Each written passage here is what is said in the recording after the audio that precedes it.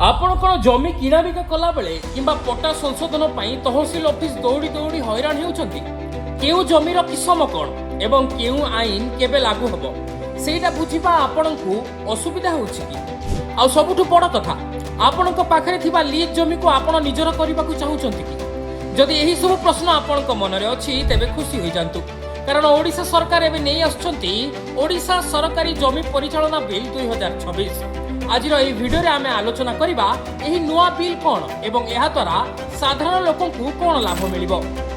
आम राज्य रे एबे जेउ जमी आईन चालुछि सेति मध्यरु अनेक बहुत पुराना आईन 1962 एवं 72 मसियार किछि आईन एबे मध्य प्रचलित जहा आजिकालीर समय अनुसार लोकंकु सहाय्य करिबा बदल रे अधिकांश रे समस्या रे पकाउछि। एही सबुकु दूर करिबा पई राजस्व मंत्री सुरेश पुजारी नेतृत्व रे एही नुआ बिल प्रस्तुत करा जायछि। एही नुआ नियमर सबुठु बड़ फायदा हला जमी किसमर सरलीकरण। आपण जानिले आश्चर्य हेबे जे ओडिसा रे प्राय 7000 रु अधिक प्रकार जमी किसम अछि। एते सब किसम भितरे साधारण लोके गोळेई घांटी होई जाउछंती। तेबे वर्तमान सरकार एहाकु मात्र 27 टी श्रेणी रे भाग करिया को जाउछंती। एहा द्वारा जमी चिन्हिबा एवं किणा बिका करिबा बहुत सहज होई परिबो। विशेष करी भुवनेश्वर और कटक भली सहर रे रहुतबा लोकंक पई एहा वरदान सदृश। जो मानकर लीज जमी अछि से माने एबे सरल प्रक्रिया रे एहाकु फ्री होल्ड बा निजर स्थायी जमी करि परिबे। एहा सहित जदि कोनोसी जमी विवाद थाए तेबे सेति पई स्वतंत्र ट्रिब्यूनाल गठन करा जिवो अर्थात कोर्ट कचेरी लंबा समय रु आपण मुक्ति पाई परिबे।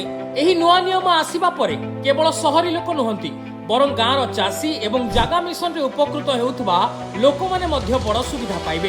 तहसीलदार को एबे अधिक क्षमता दिया जायछि जहा फल रे छोट मोट भूल संशोधन पई आपनकु जिला ऑफिस को दौड़ीबाकू पड़िबो नाही।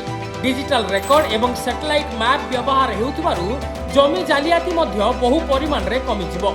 सरल भाषा रे कहिएको गले सरकार चाहुछंती आपनक जमी आपनक पाखरे सुरक्षित रहू एवं कोनोसी भी काम पई आपनकु बारंबार हैरान हेबाकू न पड़ू। तेबे आपनक मनरे एही बिल को नै कोनोसी प्रश्न अछि कि जदि अछि तेबे कमेंट रे निश्चय जणांतु। एमिति ही जमी बाड़ी संपर्कित गुरुत्वपूर्ण खबर जानिबा पई आम सहित जोड़ी होई रहंतु। धन्यवाद।